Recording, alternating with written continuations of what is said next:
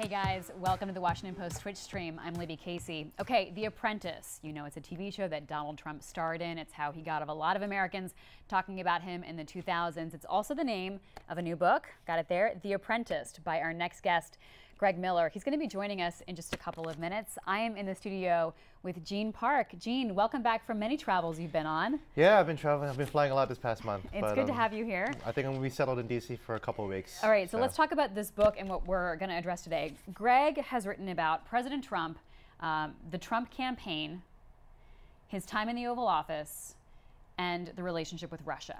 So if you have questions on any of those topics, now is the time to start throwing them into chat. Gene will field them and we'll run them by Greg. Greg has been doing like the marathon, just talking around about his book. There's actually news in today's paper about Russia. Let me read you the headline. U.S. indicts Russian spies and hacking campaign linked to the Olympics doping scandal. So we can talk about that too. To kick things off, because when Greg sits down in the chair in a moment, we're going to look into, Gene, everything from the campaign of 2016 and Russian interference and attempts to meddle with the election, all the way through the transition and then into the Trump presidency, really up to the present day. And Greg and his team of colleagues did this fascinating report a while ago where they looked back at what happened right after the election. The Obama administration is reflecting back on the, oh my God, we knew that meddling was happening, we knew the Russians were interfering, and we didn't do that much to stop it. Yep, that was a huge story last year. Yeah, it was a huge story. So our colleagues created a video about that, a little mini doc that we're going to play for you to kick things off. So this is looking at the 2016 campaign and some of the oh my God moments the Obama administration went through in the lead up and aftermath of that presidential election. Take a look at this. In early August 2016, 3 months before the election, a courier arrived at the White House with an envelope for the president. It has top secret markings. This is highly classified material with additional handling instructions that are pretty extraordinary. In this case, this material was only to be shared with 4 officials in the White House: President Obama and 3 of his top aides. Inside was a report from John Brennan, the director of the CIA. It's drawing on intelligence from sources deep inside the Russian government, and it is revealing that Putin, the president, Russia's president, is directly involved in running this operation against the United States. The intel goes one step farther, however, and speaks to the intent. It conveys Putin's instructions to his intelligence services that this operation's intent or objective is to try to damage Hillary Clinton and to try to help Donald Trump. The CIA director was convinced that this was as close to smoking gun evidence that the CIA ever gets. And there was this realization, oh my God, they're really trying to disrupt something here. For months, U.S. intelligence agencies had suspected Russia of trying to interfere in the election. We have new details now on that email hack at the DNC. The latest emails released by WikiLeaks suggest that top officials at the Democratic National Committee plan to undermine Bernie Sanders' presidential campaign. Bombshell revelations about how the Democratic National Committee does business. This comes at a time when the first big WikiLeaks dump had already happened. It had already created a whole bunch of turmoil in the Democratic Party. But there was still a lot of mystery about what was the game here, what was the end game for Russia. Moscow's intentions now seemed clear. The orders had come from Putin himself. It's extraordinarily rare to get Putin's fingerprints on anything. He's a former KGB officer. He takes extraordinary precautions to protect himself from surveillance. He rarely engages in communications over cell phones or computer. He conducts most sensitive Kremlin business from deep inside secure facilities at the Kremlin. The White House was deeply divided over how to respond. Some officials pushed for strong retaliation, but their plans went nowhere. They felt a sense of frustration that as they were working on these options, they were getting pushed up, sent up to the higher levels of the White House, and could never get any sense that the options were being actually received or were going to be acted on. As one person told me, it was like a black hole. For Obama and his senior aides, aggressive action risked a dangerous escalation. They worried that Russia would then take much more seriously its any intention to go after voting systems. They basically ended up feeling they were in a game of chicken with Moscow on this, and they didn't want to carry that game to a devastating conclusion. It was one thing for them to steal derogatory emails and release them, leak them to WikiLeaks. It would be another thing for them to penetrate voting systems and actually try to discredit the outcome of the election itself. The administration issued a series of private warnings to Russia. The most serious one comes in September when Obama and Putin attend a global conference in China. And Obama uses this meeting as a chance to pull Putin aside. It's just the two of them. Obama confronts Putin, says, this has to stop. We take this very seriously, and there will be consequences if you carry forward here. The final one is actually delivered through a very secret channel that was created to avert a nuclear exchange. It's just a sensitive communication system that the U.S. sent a message through saying, election's coming, leave it alone.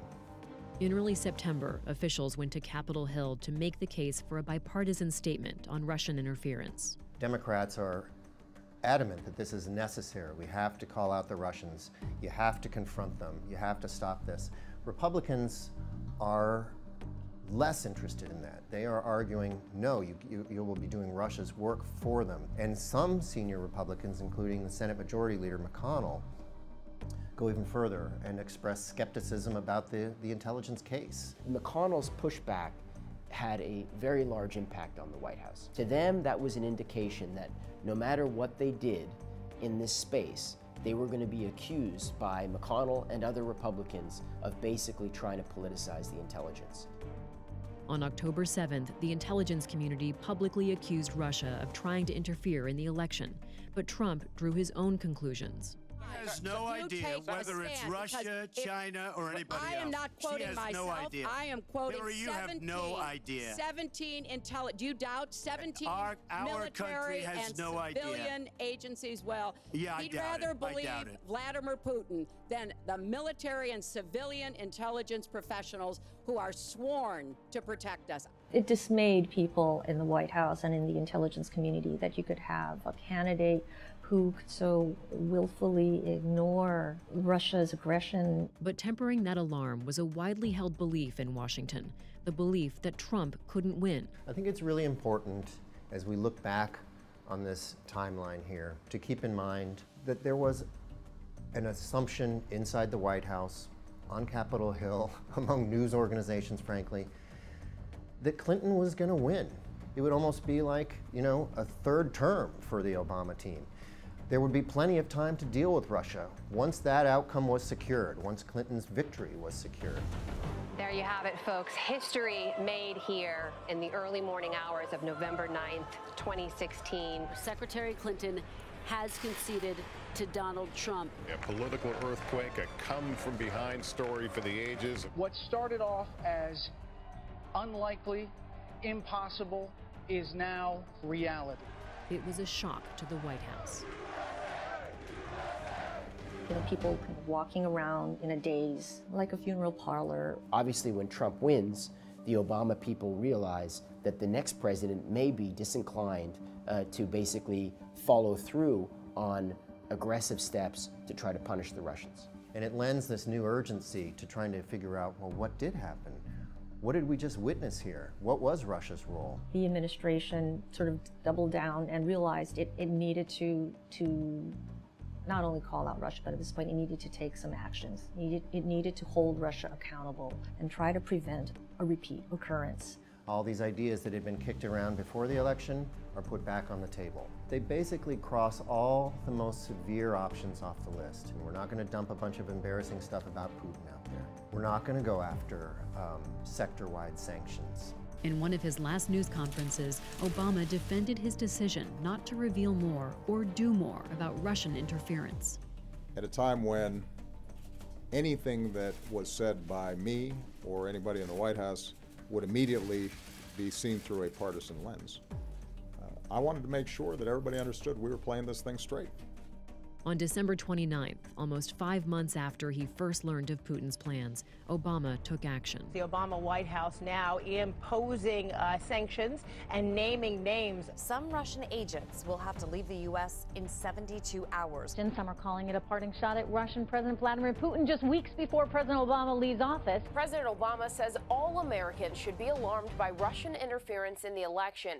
The expulsions of 35 Russians in the United States and the closure of 2 Russian-owned compounds in the United States are ideas that have nothing to do with the election. Those are ideas that had been under consideration for months and months prior to the campaign. Critics, including some within the administration itself, people who had worked on the packages of response options, felt that these were too little too late. And as a result, Russia has been emboldened, in their view, to continue to do what it did and to try it elsewhere, including in Europe. But in his statement on the sanctions, the president hinted at more severe, more secretive measures. There's a lot of criticism of the measures that Obama announces, but there's a hidden other component of these punitive measures that were not part of the public rollout. What it ends up doing is it involves turning to the CIA, the NSA, U.S. Cyber Command, gives them instructions basically to embark on a long-term effort to identify vulnerabilities in Russian infrastructure and networks. The idea here was that they could be sort of like remote controlled time bombs or bombs that could be triggered at a later date if and when, let's say, Russia tried to interfere in another U.S. election, or maybe hacked into a power grid and tried to disrupt it. These are new kinds of weapons for a new kind of war. Whether or not to use them will be a decision for President Trump. His views on what happened last year are still unknown. Finally, a yes or no answer. Does President Trump believe that the Russian government interfered in the 2016 elections? I think I have not sat down and talked to him about that specific thing. Obviously, we've been dealing with a lot of other issues today. It's such an odd thing in some ways that Obama is essentially creating this weapon for future use by his successor, and that successor is Trump, whose relationship with Russia and the complications surrounding that are part of the mess here to begin with. All right, that's the video inside Obama's secret struggle to punish Russia for Putin's attack on American democracy. Gene will pop into chat so you can check it out if you want to. I want to give a shout out to Whitney Leeming, producer of that doc. Also, Osman Malik, who's one of our graphic artists, who did an incredible job of all the really intense and very cool graphics. I loved that thing. Yeah, it was great. Yeah, Greg, you're everywhere. You're there. You're here. So Greg Miller in the flesh, everybody. Thanks so much for talking with us. Absolutely. Greg was just on CNN, although he was wearing a tie when he was on CNN, but he's shed the tie for Twitch. We told him to get comfortable. We're going to talk to him for about the next hour about his new book called The Apprentice. I wanted to start out with why the title, right? We all know that Trump was, of course, the host of the TV show The Apprentice. Explain the title. Okay. I wish I could take credit for the title because I love it so much. And once the second I heard it, I knew it was great. It came from my editor, the editor on the book. We were throwing around a lot of boring, kind of predictable things like covert action and stuff like you know, dramatic things like. But this, he just sort of tossed this out there, and we were like, oh my God, that's it, because it works on so many levels. It is the show that made him so famous. It is, I think he arrived in office as an apprentice, completely unprepared for the job, had no background in politics and government, had never seen a classified document in his life. And you know, it's been rough. You've seen those rough edges repeatedly. And then there's another aspect to the word apprentice, which is subservience or servility. And you know, one of the core area that I'm trying to explore in this book is his relationship to Vladimir Putin. And a lot of times he acts as if he wants to emulate Vladimir Putin. In some ways he is his apprentice. Gene, questions are already coming in on chat. Yeah, we have a question here from Murky Pie. Murky Pie asks Greg, I heard that the transition team did not work at all with the Obama administration. Do you think this had anything to potentially do with the Russian interference? That the Trump transition team didn't work at all with the, there was, well, the Trump transition team was chaotic to begin with. Big surprise, right? And that was no surprise, if I just may interrupt, because they weren't expecting they were going to win the election. And you have this great anecdote of how the Trump transition team, like the build-up of like, okay, we're going to win the election and all these people have to be staffing up already for what happens next. They're in the same building that the Clinton people are working out of, who are also planning for, okay, when we win the election, here's what we're putting into play, here's who's going to be staffing X, Y, and Z. They're in the same building, they're passing each other in the elevator. Yeah, I read about this in the book, you reminded me. It's like, they're in the same building, a few blocks away from the White House. These are their sort of landing teams. People who are supposed to be in place, or whichever side wins can swoop in and start planning for a seamless, a smooth transition. And they're on different floors, but they run into each other in the elevator, and there's, according to the people I talked to, the Clinton team was fairly smug most of the time. Like, what are you guys really even here for? What are you seriously planning for a Trump administration? And then the tables turn, and on after Election Day, the Trump team is watching the people part of the Clinton team in the elevators in tears. Literally in tears. Literally in tears. So the transition was messy, partly because Trump split it in half. He had a transition team down here in Washington that was run by professionals, but his brain trust, the people he trusted, his inner circle, was all up in New York.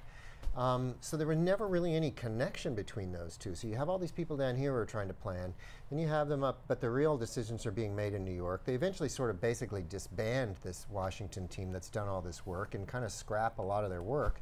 And meanwhile, once they start to try to have conversations, I mean, the Obama team's like, okay, we're here.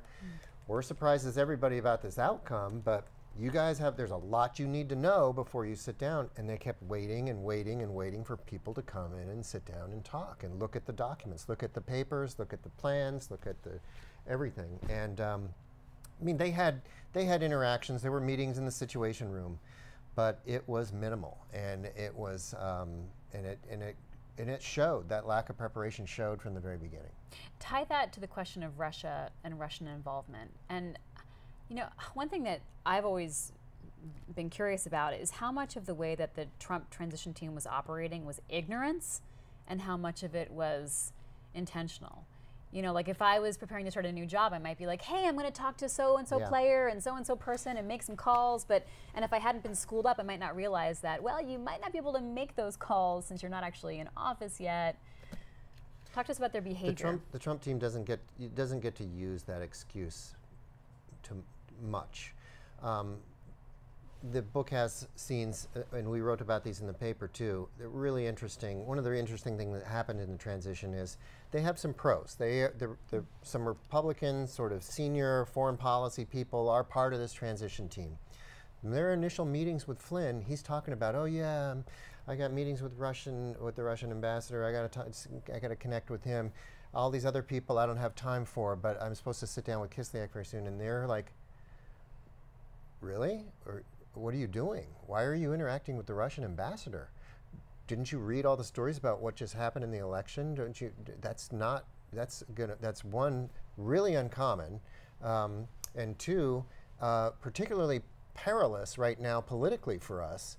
And they tried it. They have almost an intervention with Flynn at a meeting when he comes to Washington, and they try to caution him, be super careful in your conversations with Kislyak. You know, he's under American surveillance. Whatever you say to him, the U.S. government's going to know about. Not only that, they try to the CIA has biographies and profiles of foreign officials who are people that they try to keep track of.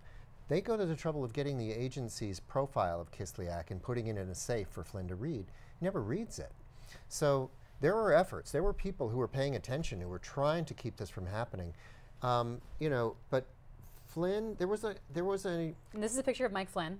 Yep. Very important guy. His time at the White House was 45 days or something. Not even. It was so, I don't know why that number's sticking in my head. It was so short, so brief. Yeah. But I want you to take us back and refresh our memory of why this character, who hasn't been around for a while, was so essential during the transition. It's worth reminding people because he is pivotal. He is, I think, the sort of first big stone to fall in this story because he is named the National Security Advisor. Which is a huge job. Huge, super important job. You were in the president's ear every day on every important foreign policy issue. And he has the Russia portfolio to a large extent at the outset. So he's in a super important job. We learn that he has this weird conversation with Kislyak. Everybody's wondering, what the hell is that about? There's all these swirling questions about Trump campaign contacts with Russia. Was there any quid pro quo because of Russia's interference in the election? Now you have evidence that the incoming national security advisor is having secret conversations with the Russian ambassador that nobody will really tell us about what they're talking about.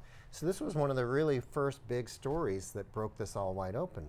And I just want to point out that this is such a big deal because, okay, during the 2016 election, the Russians are interfering in the election process, and the Obama administration is calling them out for it, trying to use back channels. And you can take us through some of that later, of kind of the efforts that they're making. We saw it in the video, in the mini doc, that the Obama administration is trying to figure out what they do. But then after the election, there's a lot more like open conversation about it, and the Obama administration slaps some sanctions on Russia. Yes. And Russia, instead of freaking out, Putin is like, oh, no, it's okay, right? His response is really underwhelming. Staggering development, right? So right before, right at the end of December, after the election, the Obama team announces sanctions against Russia specifically for its election interference. We are kicking out 30 plus diplomats. We are sanctioning a bunch of Russian individuals economically. They won't be able to get to Western banking institutions and all this stuff. And through the history of U.S.-Soviet, U.S.-Russia relations, there's always retaliation. It's always reciprocal. The tit for tat. It's tit for tat. It's you kick out 5 of our guys, we're going to kick out 5 of your guys. Mm-hmm. So everybody's bracing for Putin to come back and do the same thing. And instead, he sends this Hallmark card. It's like, we are not going to stoop to the level of retaliating for such nonsense. In fact, we wish to invite all American diplomats in Moscow to the Kremlin for our holiday festivities. It's just it's like a wet kiss, and it's just so bizarre. And that is part of what makes the Obama team, in their final weeks in office, go, what in the hell just happened? Why? Why would Putin do this unless he has some indication from this incoming team that they are going to take care of him, that they're going to wipe these sanctions away? So in January, when there is a President Trump and no longer a President Obama, don't worry. Yeah, and that's what Flynn ends up telling the Russian ambassador in that late December phone call. So basically, they talk on the we phone. got you covered. Yeah, okay, they talk on the phone, which you discover, you find out about. Mm-hmm. As you mentioned, the Obama team had warned, the Obama team, meaning people who were government officials, warned Mike Flynn and others, like, watch what you say, because... Yeah, the warnings were all over the place. So you had warnings, don't talk to the Russian ambassador. It's not necessary. You got 3 or 4 weeks until you guys are in office. You can do whatever you want then. Nobody's going to question. You can talk to them all day long if you want then, but why are you doing it 4 weeks before you're in office? There is a law on the books. It's an old one and an obscure one, but it was set there a long time ago by this country's founders for this very purpose. You want to have one government in power at any moment in time. So even after an election, that government, the Obama administration in this case, still has a term to fill out. They're still in charge until Inauguration Day. And you don't want to muddy messages or send conflicting signals foreign policy-wise during that stretch. It makes America look weak. It makes it look like we're not on the same team. It makes us look like we're not the same country. So despite that law, and despite all these warnings, Flynn has this conversation with Kislyak where he sends this clear signal, sit tight, we're going to come back to this, don't worry. A story that you broke. Mm-hmm. Yeah. And I want to get to questions in a minute, but I just have to point out that this is so interesting to read about in the book, because you get a sense of like how the sausage is made of journalism here at the Washington Post, because you guys have a ton of sources. Yeah. And one of your colleagues asks Mike Flynn about these conversations. Yeah, there's a great, so this book doesn't have a ton of this, but maybe 5% of the book is sort of writing about the things that happened inside the Washington Post as we were trying to chase this story. And that was just one of the, I don't know, one of the most interesting, eventful moments of my career. And it's still fascinating to think about. So my colleagues Adam Entis, Ellen Nakashima, and myself chasing this Flynn story. We finally get a bunch of sources to tell us exactly what he said to Kislyak. We have it nailed down. We have another colleague, Karen DeYoung, veteran diplomatic reporter for the paper, has a previously scheduled meeting with Flynn in his new office in the West Wing at the White House. So we grab her on the way over and we say, get through your interview, talk about all you want to talk about, but at the end, would you please ask him one more time, tell him that we are going to publish a story that says he absolutely did talk about sanctions with the Russian ambassador. And at this point, had he admitted that he'd had the phone call, but it was like kind of like a holiday they chat? They had said that they had had phone calls, but yeah, the White House, including the Vice President and Sean Spicer, the spokesman, had all dismissed it as no big deal, just sort of pleasantries over the holidays. Yeah, we're going to get together soon kind of stuff. Denied that sanctions had ever been mentioned. So Karen asks him, she gets to the interview, she asks him, you know, I got colleagues, they want me to ask you this. Tell us what your response is, given that we're close to publishing the story. And he looks at her and he gets really tight-lipped and he says no 3 times, like he denies it forcefully. And then she comes back to the paper and it makes us, you know, a little queasy. You don't go into stories accusing anybody, let alone one of the highest-ranking officials in the U.S. government of lying, unless you have it nailed down.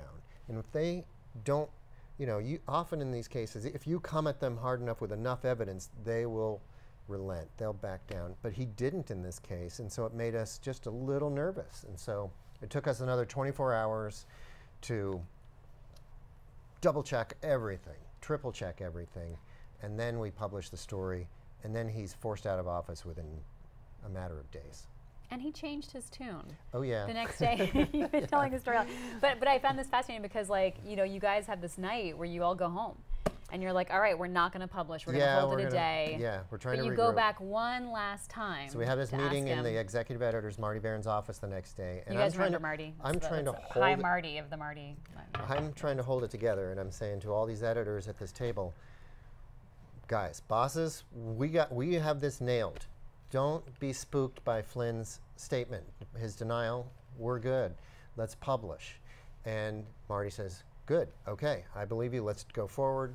But one last step, tell Flynn we're going to do it and give him one last chance. So we give them one last chance, call the White House, tell him what we're up to, and he says, okay, get back to you soon. This isn't Flynn, it's his spokesman. Calls me back, I don't know, maybe an hour later, and says, well, we want to issue a revised statement to you guys.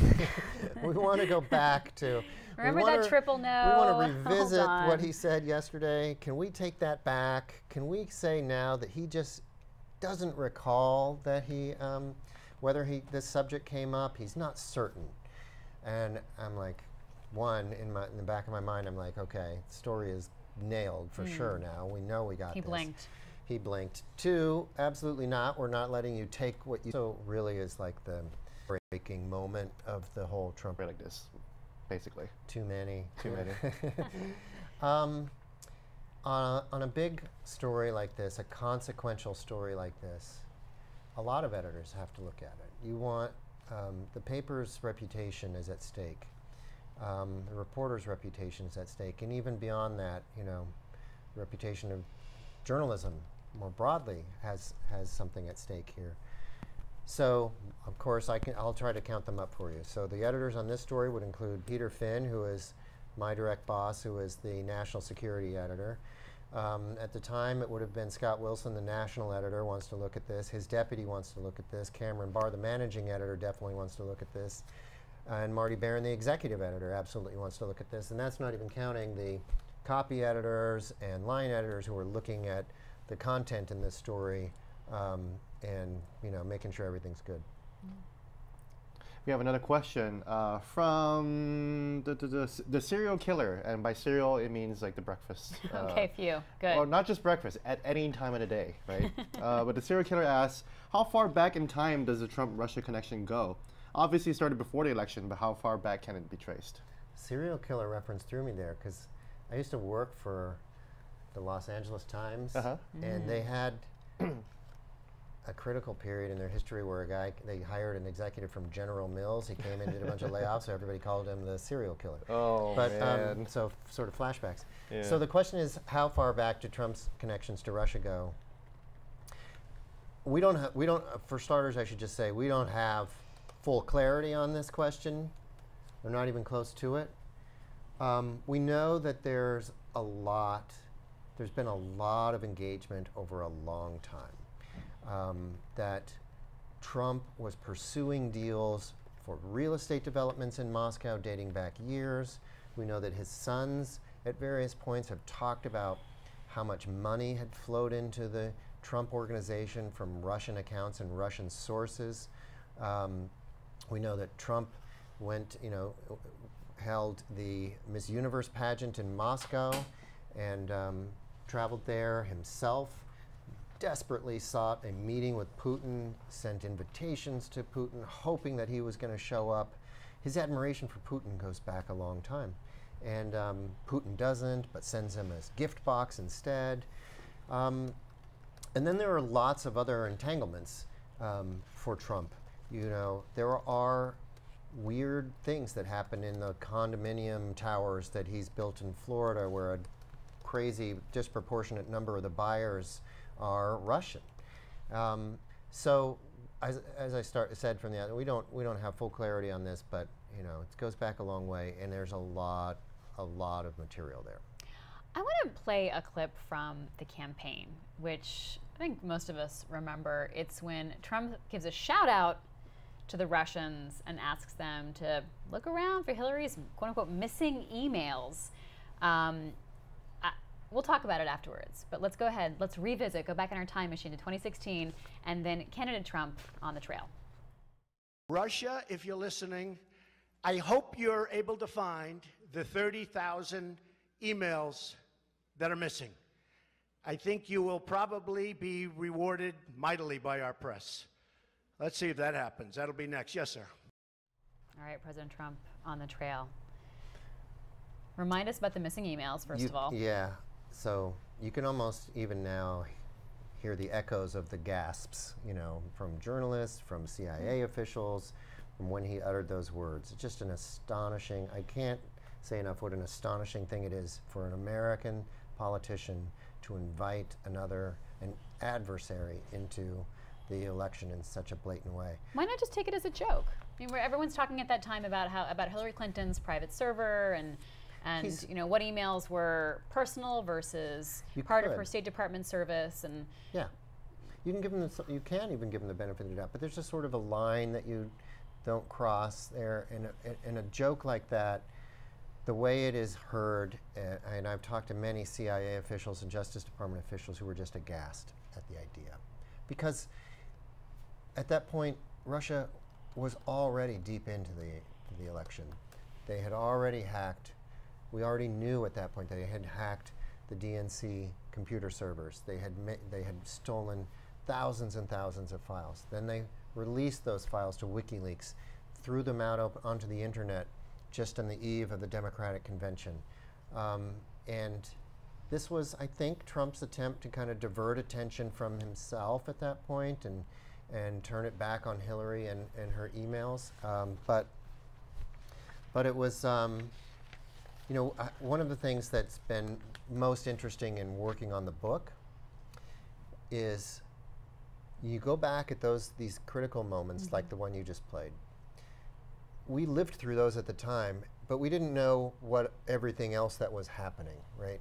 It's only now, because of all that we've learned since then, including from Robert Mueller and his investigation, that you can create this much richer timeline and see other connections that weren't obvious when we were writing stories about that statement. So we now know, because of the Mueller investigation's indictment of Russian intelligence services, Russia was listening. Within hours, they're launching spear phishing attacks against the Clinton computer networks, trying to get at those very things. It's amazing. Gene, questions coming in. Yeah, we have a question right now, real quick, from Neuranon. Was Trump at the time being briefed on the Russian interference? And I know we touched on that earlier, but was the president being specifically briefed on this? Trump started getting briefed on intelligence stuff right after he secures the Republican Party nomination, right after the convention. I mean, it's official. He's now the Republican nominee. He's entitled to classified intelligence briefings. The CIA has teams that are ready to go. So right away, they are sending briefers in to talk to him. What a reward for winning the nomination. Yep, and they, I remember this at the time, there was a real kind of concern across the intelligence community about, well, how much can you really tell Trump, given all these troubling questions about whether his campaign was colluding with Russia. Even at that point, there were people questioning that and wondering that. Is it safe to tell him everything that our intelligence agencies know about the Russian operation at that point? I think the answer was that they do tell him and do talk to him, and two things happen. He doesn't pay very close attention, right? He's not a great listener during these briefings. He shows very little interest in them, and in fact, we wrote stories about how frequently he was skipping his intelligence briefings during this period. And I think that it's only later that the case really solidifies. It's only much later, in the December time frame, that the agency and all the other CIA, all the other intelligence agencies really are putting together everything they can about Russian interference and forming a highly detailed picture. Let's go back to December that you're talking about, 2016. The Obama administration is on its way out, and President Obama gives his last big news conference of the year, and he's talking to reporters. He does a couple of these sort of moments where the nation's kind of listening to him as this lame duck president who still commands a big audience, basically. And he talks about Russian sanctions, and he talks about their behavior in the election, calls them out.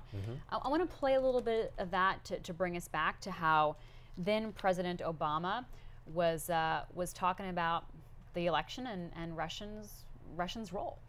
Watch this. The Russians can't change us or significantly weaken us. They are a smaller country. They are a weaker country. Their economy doesn't produce anything that anybody wants to buy except oil and gas and arms. They don't innovate. But they can impact us if we lose track of who we are. They can impact us if we abandon our values.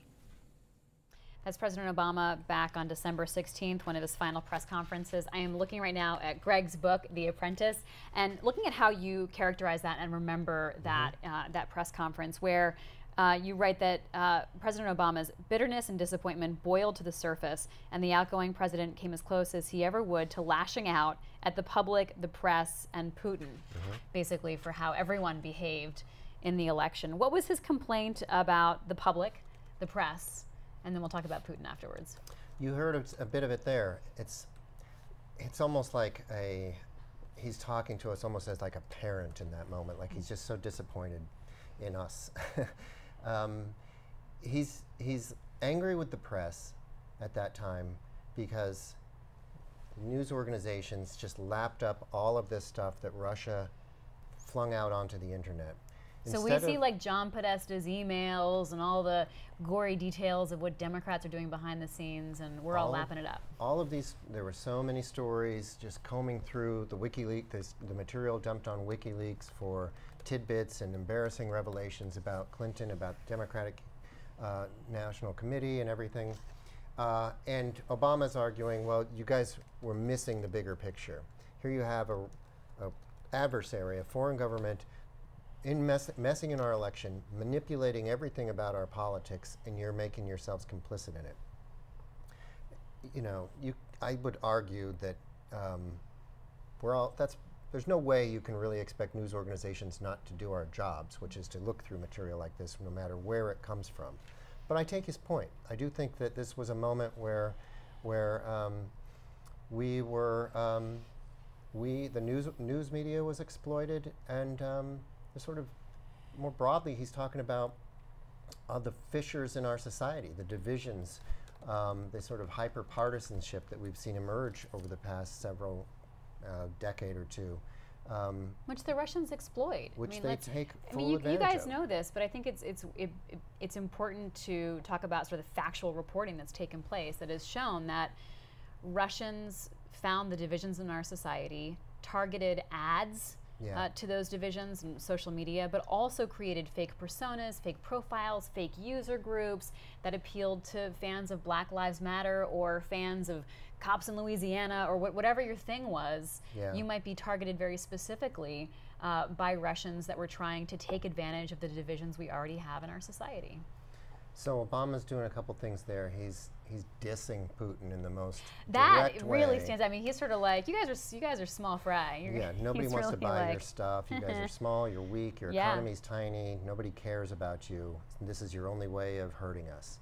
And then he's trying to tell us, tell the public, this only works when we turn against one another. And I mean, that's a prominent theme in The Apprentice in the book. You see it over and over. There are moments where there are different outcomes that are possible, forks in the road, where a bipartisan response, a bipartisan condemnation during the election of the Russian interference might have made a difference, might have resonated with the public. It might have, it might have protected us somehow. Republicans refused to come out in the lead up to the election, despite hearing from intelligence leaders that the Russians were meddling, that the Russians were trying to sow divisions, that the Russians were hacking. Talk about their resistance to do that and what their counter-argument was. And how does that play out? Like, because is it like a clearly Democratic, player comes to you and says, "Hey, Republican, we've got this problem," or are the intelligence officers supposed to be above that political fissure and come to them as fellow Americans? Yeah, that's a great question, and this is one of the parts of the book that's already seems to me to have gotten a big response. I mean, people are revisiting this issue and rediscovering it, I think. So one of the scenes that I write about in the book comes in the August-September timeframe in 2016. CIA is freaked out about what's happening, as we talked about, and the CIA director, John Brennan, who's a career public servant who's served in Democratic administrations and Republican administrations, 30 years at the CIA, is making the rounds. He's visiting personally all of these congressional leaders, trying to tell them what the agency has learned, trying to call their attention to this huge attack that's underway. It's happening now, we need to pay attention. And he has this evidence. He's bringing something with him. It's not like he's showing up empty-handed. He's coming in with classified files that he thinks are definitive, conclusive, that show that Putin has his fingerprints all over this. And he's expecting a reaction that it would be like, oh my God, really? This is amazing. What do we do about it? And instead, he goes in and he meets with Mitch McConnell in particular and gets a reaction he just never thought he would see, which is, I don't believe it. I'm not gonna, this sounds like you're trying to tank Trump to me. You're coming to me and telling me Russia's trying to help Trump, and you're asking me to issue some sort of bipartisan condemnation to call out Putin. I'm not going to do that. I will not do that. In fact, if you guys try to do that, I will call out you. In that moment, he's making a decision, right? What's more important? Is it the prospects for the party and its nominee, and the Republican Party's nominee, or the country? And there are a number of moments that play out like this in the book that you look back and it's hard to understand. I try to tell people it wasn't always that way. Intelligence agencies are supposed to be above the political fray. They're supposed to be, you're supposed to believe them. They exist, they're insulated from the kind of winds of politics for a reason. And congressional leaders, you can look back at key moments in our history, are supposed to, at some point, when there's a foreign threat, whether it's a war, an overseas conflict, an attack on the United States, rise above those sort of partisan impulses And that didn't happen in this case. Is it hard for people to see cyber as an attack, like the equivalent of lives being lost in a military strike? Absolutely.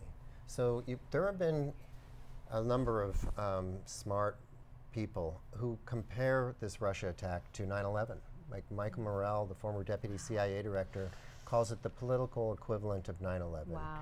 What he means by that is that it's an attack that the United States didn't see coming, partly for lack of imagination, for lack of understanding what we were up against, but also for its impact. After 9/11, you saw this massive mobilization of resources in the United States, bipartisan. You saw a reorganization of the entire intelligence community. You saw a creation of new positions. You saw sweeping reforms and new security measures at airports. Nothing resembling any of that has happened on the cyber front. We haven't transformed. No. I want to play another clip after the Trump presidency starts. This is just day 2. I think day 2, day Yes, 3, day 2. Day 2. Where President Trump goes to CIA headquarters and chooses for one of his big first moments to make an address there. Not uncommon for presidents and leaders to speak at the CIA, right? It's not like this is something new. Nope. But before we play the clip, tell us where this is and why that's significant. Okay, so that's super important. So the CIA is it's like a college campus in Northern Virginia. It's across the Potomac River from downtown Washington. At the heart of that campus is a headquarters building. When you walk into the lobby, there's a big CIA seal in the floor. We always see this on TV or in the movies. But if you look to the right, there's a wall, a granite wall with a bunch of hand-chiseled stars. Each of those stars represents a CIA officer who was killed doing his or her job. And there are 120 plus stars now. It's sort of their Arlington Cemetery in miniature. And so this is the backdrop that they use for Trump's visit. They set up a little stage in front of that vista. All right, let's watch President Trump on day 2 of his time in the White House, talking at CIA headquarters. Roll tape.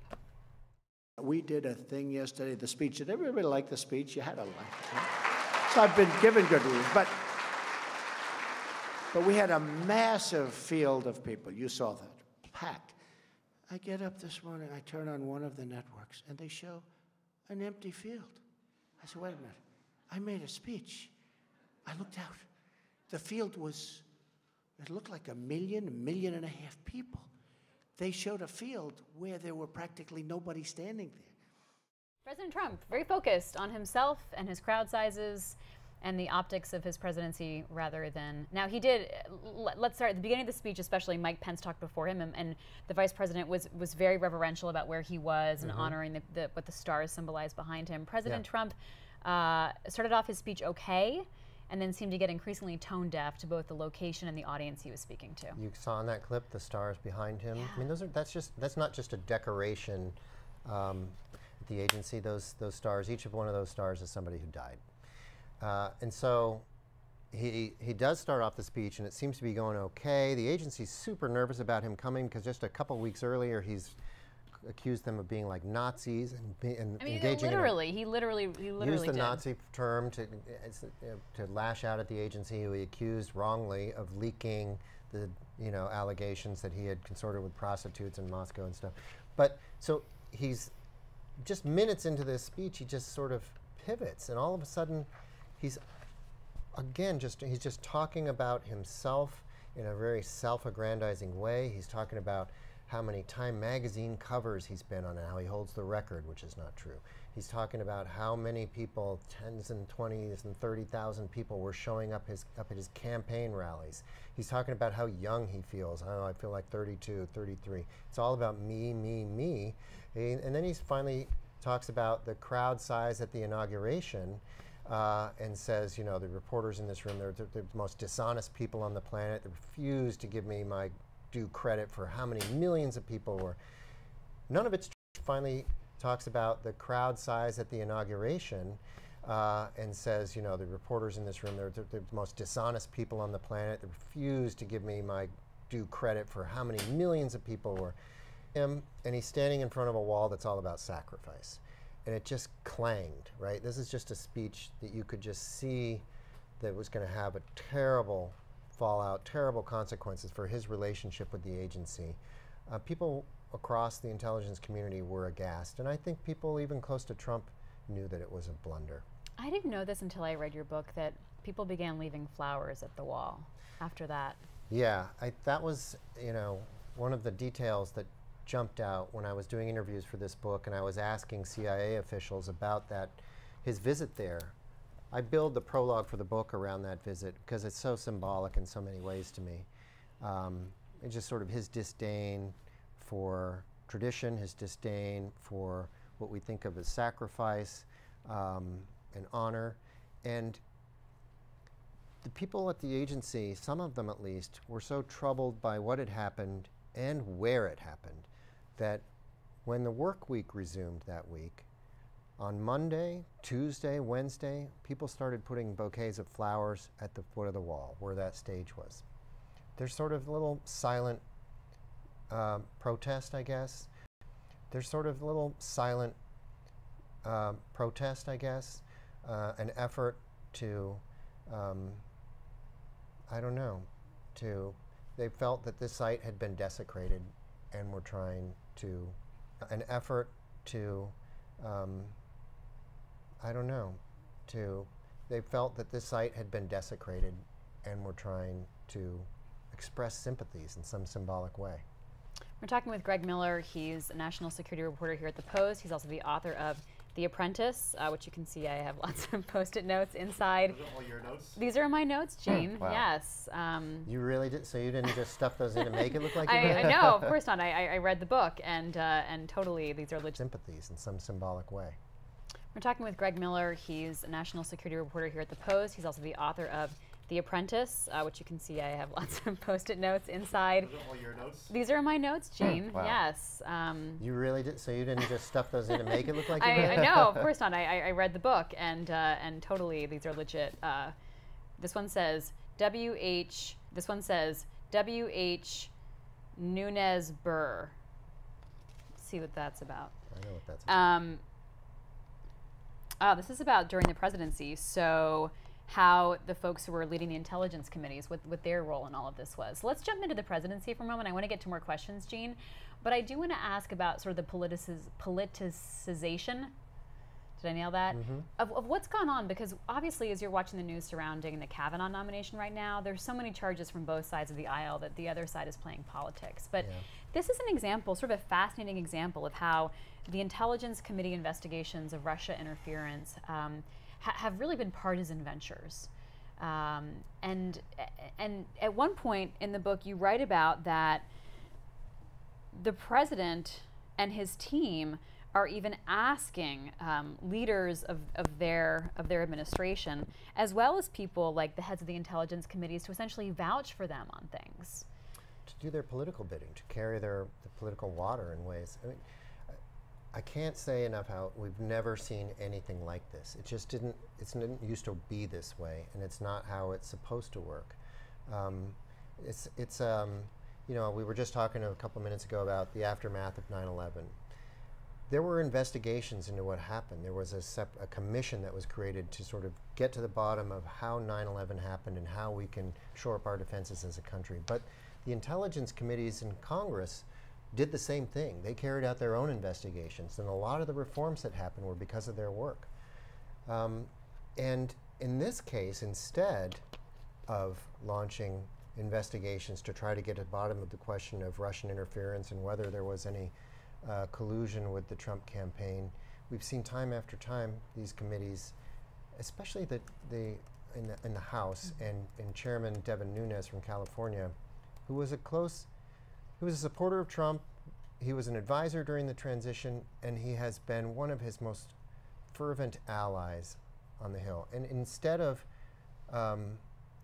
backing the committees, the intelligence agencies that his committee oversees, he has participated in this concerted effort to discredit them and to bring them down. I mean, he is a big part of the effort to turn the investigations against the FBI, turn them against the CIA, try to depict them as political creatures, discredit them to protect Trump, you know. Yeah. Let's go to Gene with any more questions. Yeah, we have a question from Neuronon again. Kind of like a backgrounder, does Russia have a strong incentive to actively interfere while Trump is president? They were successful sowing discord, and that's not seen to be disappearing anytime soon. What does Russia have to gain from doing all this?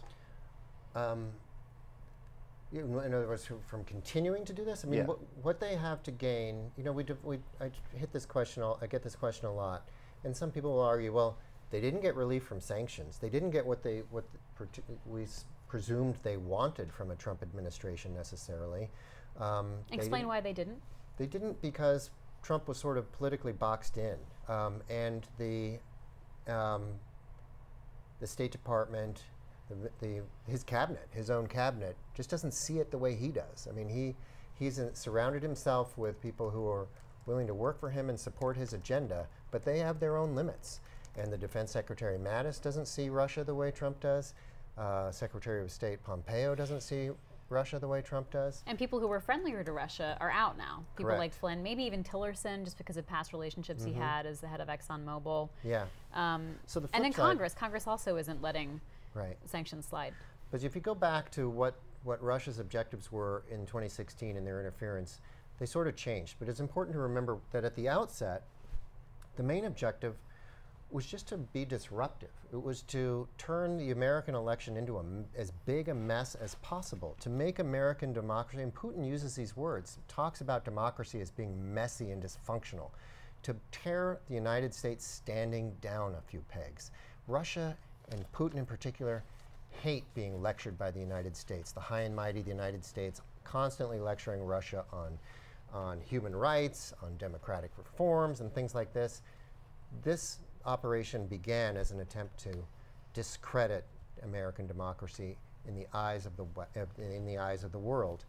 Then, as Trump emerges as a candidate, it solidifies, it changes direction, it solidifies and becomes about putting him in the Oval Office. Well, they also really, Putin specifically did not like Hillary Clinton and does not like Hillary Clinton. Correct. I mean, you know, we were just talking about the news of the day today. So the Justice Department just indicted a bunch more Russian hackers for their efforts to go after the entities, the world anti-doping entities that exposed Russia's, you know, government-funded doping program in advance of the Olympics in Sochi in Russia.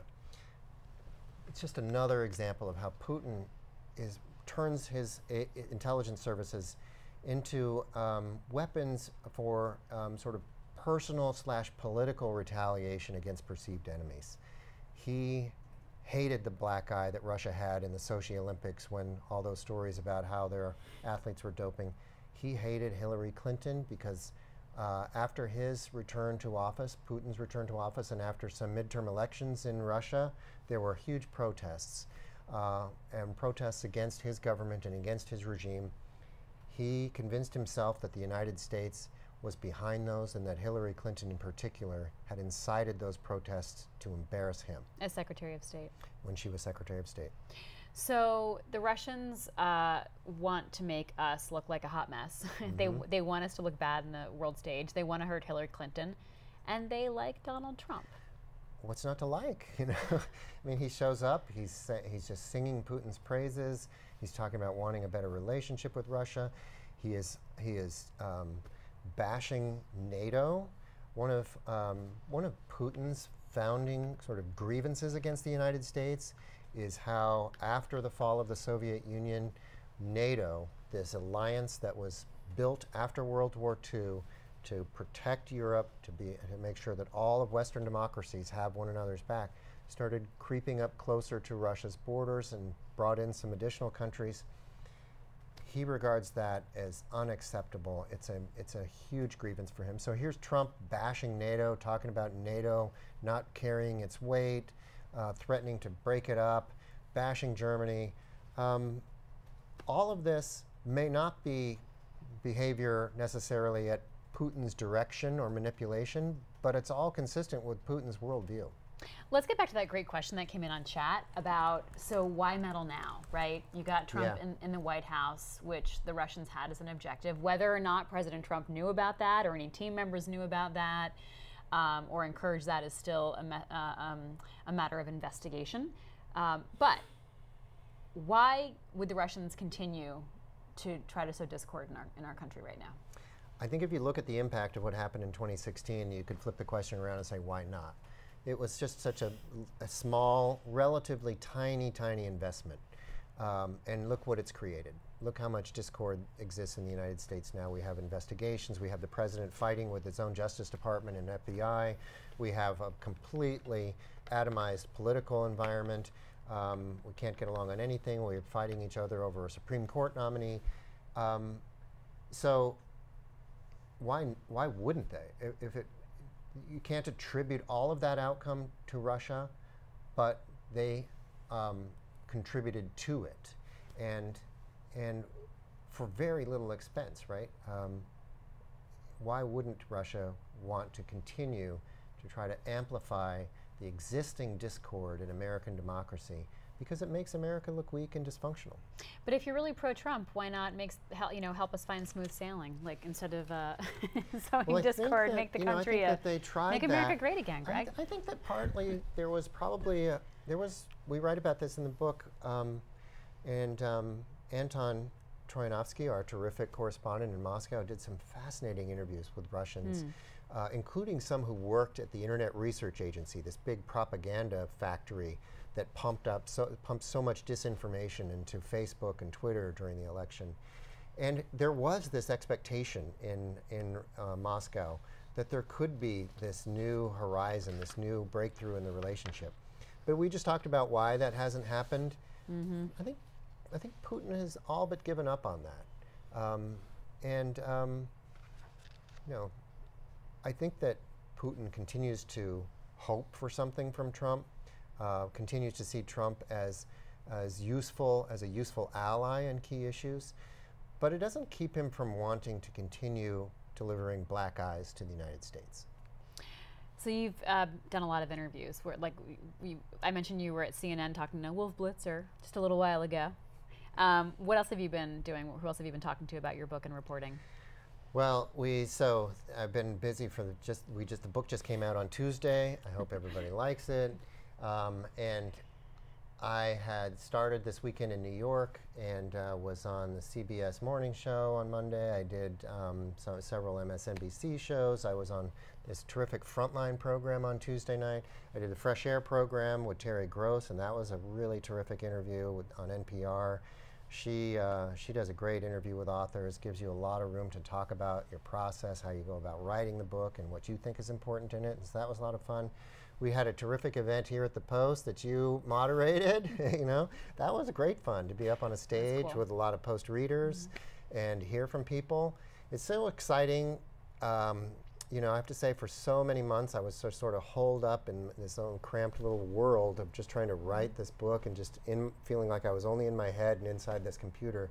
To have it out and to see it in people's hands is an absolute thrill. So just to give you guys a sense, so this book goes from the build up to the election, goes all through the election, and then it takes us all the way through the Trump presidency, all the way up, in fact, to Helsinki. And we can talk about Helsinki in a minute. But a question that you've been asked repeatedly, Greg, as you've been interviewed is, was there collusion? Okay, so you've spent all this time writing this book and researching this book. Is there a smoking gun, so to speak? I have not seen any evidence of a smoking gun. I'm just going to take this question head on. And we don't, and nor have any congressional committees come forward with the equivalent of a smoking gun, if we mean by smoking gun conclusive proof that there was premeditated cooperation between Vladimir Putin and Trump that was memorialized somehow in an encrypted cable or an email or a phone call or something like that. Robert Mueller may have that. He knows a lot more than the rest of us about what's out there. It may come, but I'm skeptical. I have to say I'm skeptical we're ever going to see that. That said, I think that there is a lot of collusion. There is a lot of sort of collusion out in the open. We talked earlier in the interview about Trump saying, Russia, if you're listening, and Russia responding. And I think that we are kind of, we're not processing this in the way we should, partly because it's happened out in the open.